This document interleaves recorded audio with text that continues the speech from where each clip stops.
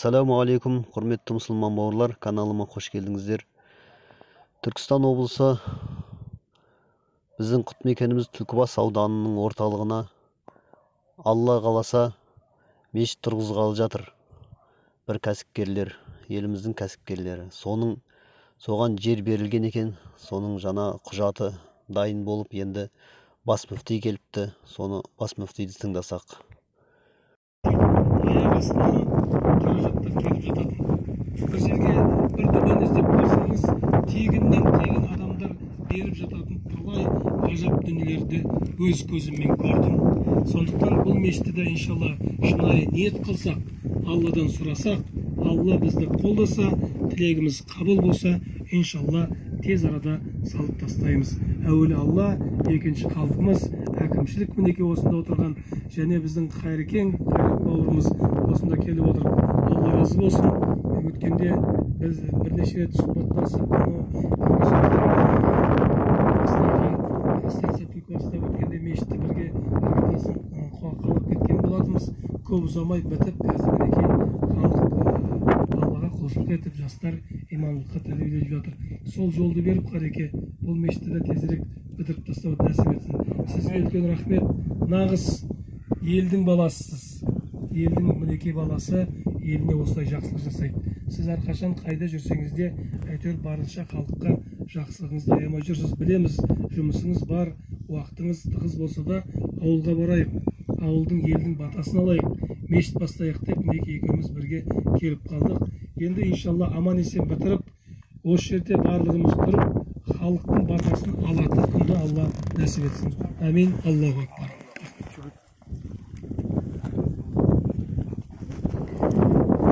Көп рахмет.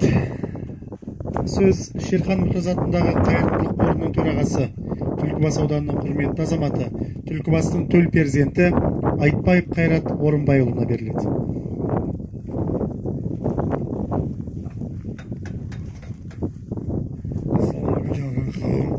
Рахмет сізге, Хазірет. Осындай сізге үлкен баға беріп отырсыздар. Әр уақытта жамандығымызды жасырып, жақсылығымызды асырып жүресіз. Енді жинаған қауымға айтарым, біз үшін үлкен бір қуаныш себеп арамызға.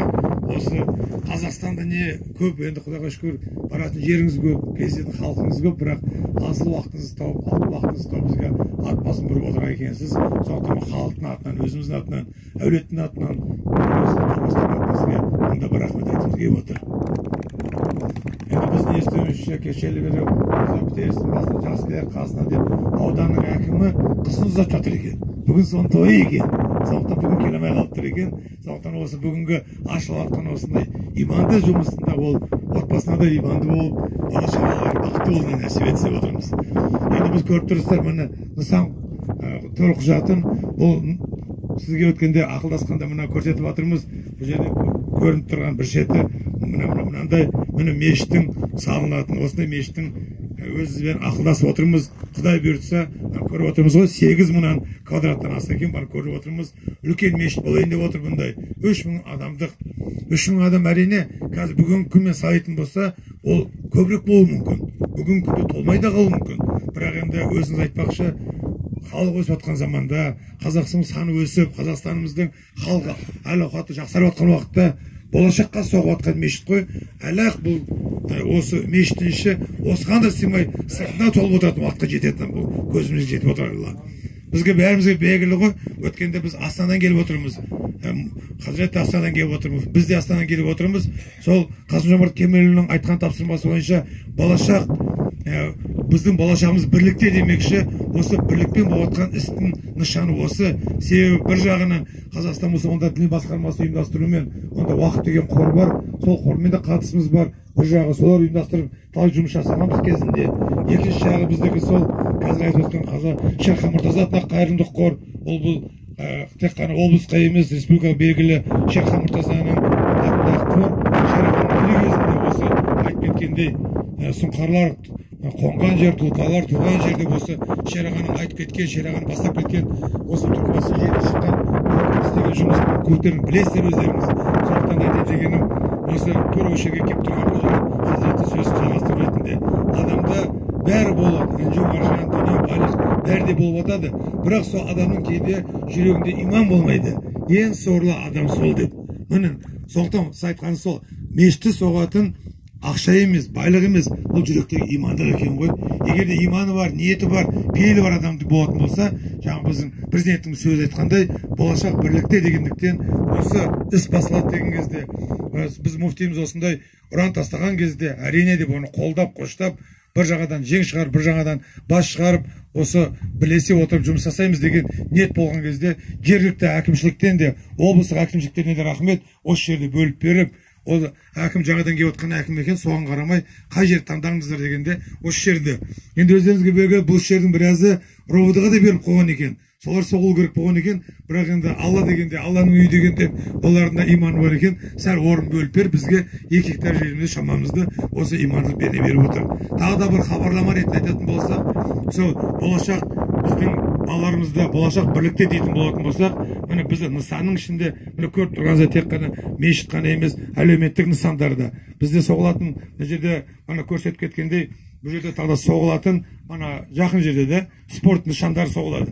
Мынандай әлеуметтік спорт нысандары да соғылып, осы бәрі бірге жүргіздіреміз осындай саясатты. Неге десеңіз, тек қана біз мешітпен ғана шектелмейміз. Біз әлеуметтік нысан соққан кезде, осы жерде мемлекеттік бағдарлама бар. Подушевое финансирование дейді. Әр балаға ақша бөлінетін бағдарлама бар. Сол бағдарламаны біз оны жүргізе отырып, балаларды тәрбиелей отырып, болашақта тәрбиелей отырып, одан түсетін қаражат болатын болса, кәсіпкерлердің басымдықтардың бір түсетін бір бізге табыс көзі болатын болса, соның арқасында осы біздің мешітімізде ертең күні оның содержаниясы, ұстауы, светі, газы қандай болады деген мәселе тұрмау керек. Имам өзіне қажетті айлығын алу керек. Бұл жерде мешіт болған екен, ол мешіттің светі, газы, коммуналдық вопростары жабылу керек. Себебі көп жерлерде ондай да болып қалатын жағдайлар бар. Мешіт соғып береді, мешіт соғып бергеннен кейін біраз уақыттан кейін оның светінде бір қарыздар пайда болып қалуы мүмкін. Барлық жер деп айтпаймын, бірақ сондай жерлер бар. Қарыз болып қалады, светке, газға болып қалады. Имамның айлығы сияқты мәселе.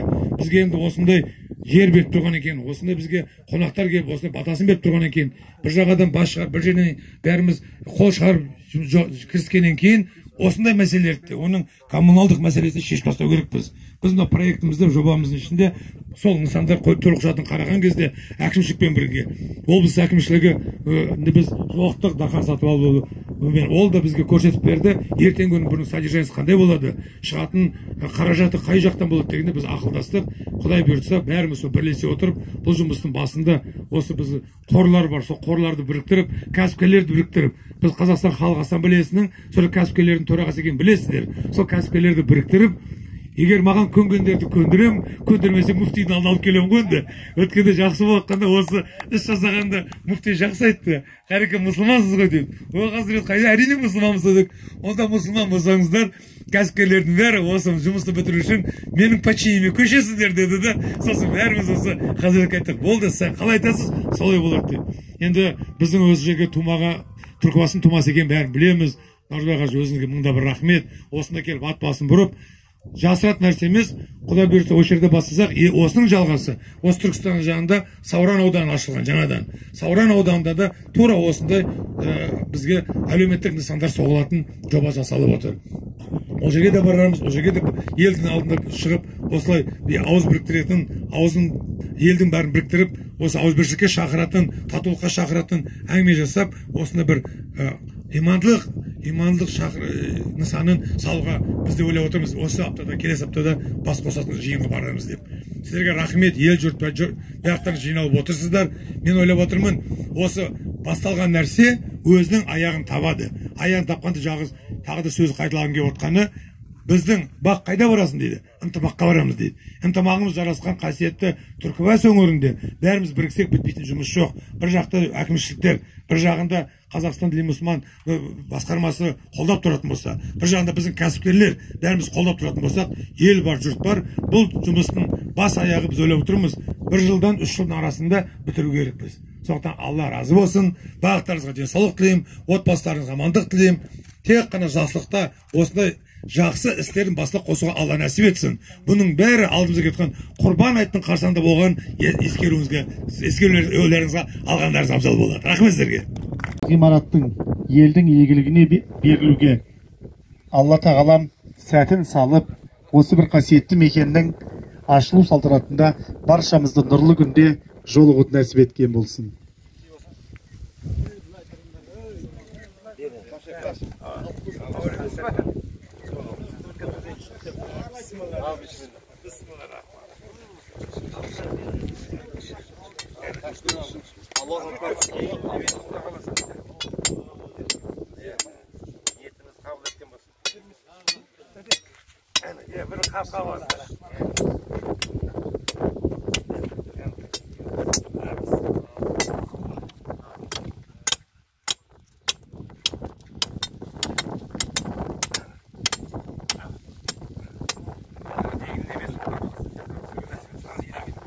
Bismillah.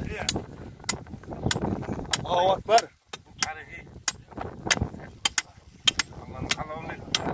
Allahu Akbar. Elhamdülillah. İşimiz görüyorsun.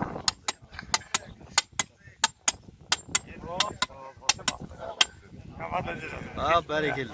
Amin. ربي يسر ولا تعسر ربي تمم بالخير ربنا تقبل منا انك انت السميع العليم وتب علينا يا مولانا انك انت التواب الرحيم اللهم صل على سيدنا محمد وعلى اله واصحابه اجمعين Жаратушы Жаббарымыз Алла Тағала өзіңе тәуеккіл етеміз, өзіңе жалбарып, өзіңнен Алла Тағала тілек етіп сұраймыз. Алла Тағала бүгінгі біздің ниетімізді қабыл етіп, қасиетті үйің болған мешітіміздің Аллахым өзің жеңілдігін нәсіп et. Аман есен басталып, абыроймен аяқталып, елдің игілігіне Алла Тағала берілуді осы мешітті өзің нәсіп et. Мешіттің ішін жамағатқа толтырып, жамағатына ауызбіршілік ынтымақ беріп, осы елдің имандылығының діннің өсіп өнуіне Аллахым себепші болатын қасиетті орынға айналуын өзің нәсіп ет. Амин.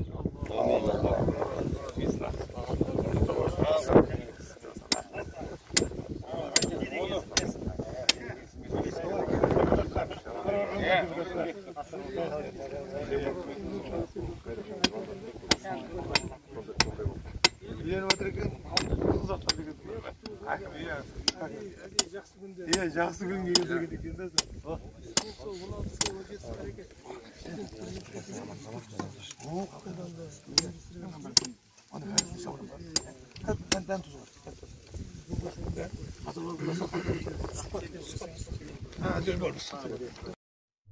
لو أنزلنا هذا القرآن على جبل لرأيته خاشعا متصدعا من خشية الله وتلك الأمثال نضربها للناس